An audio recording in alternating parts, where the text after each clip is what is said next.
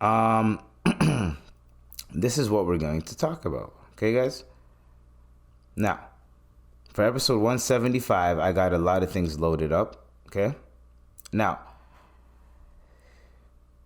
I really try to understand this right here. Now, Keefe D, right? We're going to start it off with this because I'm a Tupac fan. I am a Tupac fan. I don't deny it. I'm a straight rider. You don't want to fuck with Eves. I named my cat Tupac. Tupac. You heard that? Exactly. So, since I named him Tupac, let's get into this business, okay? So, Keefe D got arrested, right? And he got arrested for going on these interviews with Vlad, right? And let me try to do an impression, right? And here's the thing. So guys, I'm gonna bring a new guest, okay? And this guest right here, he is gonna play the role of Keefe D, right? And I'm gonna call this guest right here. You guys don't know who his name is. You guys don't know who it is, right? But you know what we call him? We call him El Dago Noir. Okay? El Dago Noir. Okay? This guy. Mbwa Nyosi. Right? Mbwa Nyosi. In Swahili, that means black dog. Right? So, this guy comes out of nowhere. Okay? And he's sitting in interviews, like Vlad TV interviews, right? And this is Keefe D. He goes, "Hey, man, I'm just chilling here. And, So Tupac Shakur, Tupac, right? Tupac Shakur. We're gonna talk about Tupac. We're gonna talk about Tupac for a little bit. Hold on, let me tell you something. Okay, so Tupac Shakur, right? At the time, he beat up my nephew, and when he beat up my nephew, we weren't having that. So I gave him the strap. This nigga was snitching the whole time. Everyone knows the whole Orlando Anderson thing. Thank you, El Diablo Noir, whatever, El Dago Noir, whatever. But everyone was like,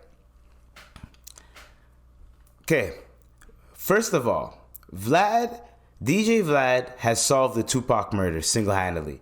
First of all, this guy solved the Tupac murder because he interviewed anybody that had anything to do with it. Finally found Keefe D.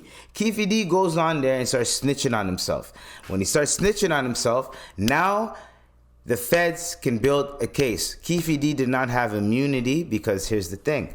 There is a clip of him saying, "Yo, this is what happened that night." However, he did a proffer agreement.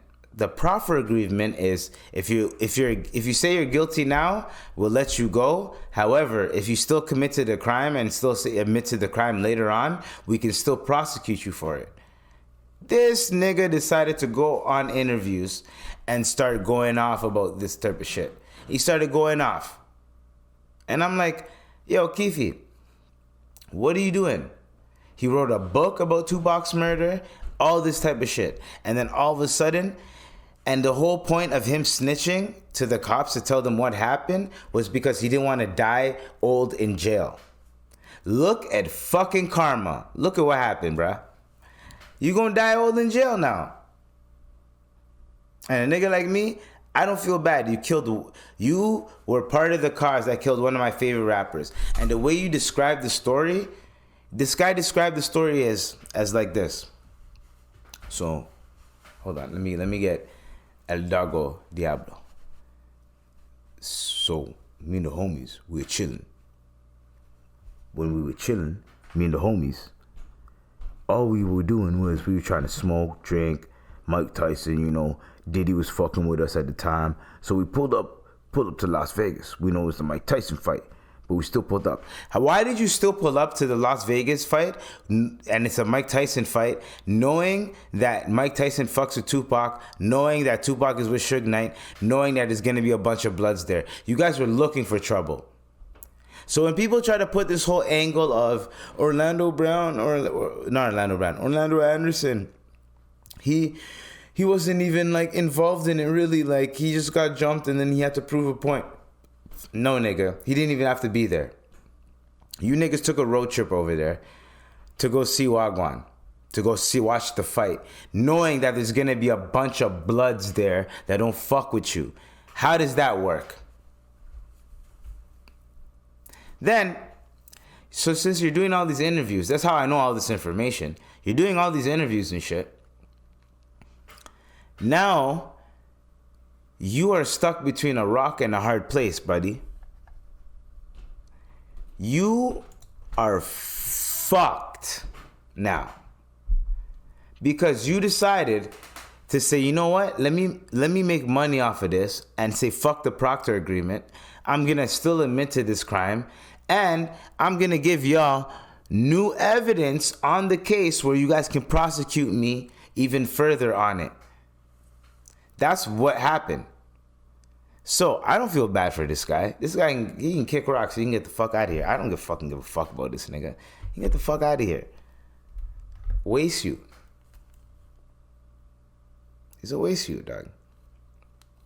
Man like Keefe D.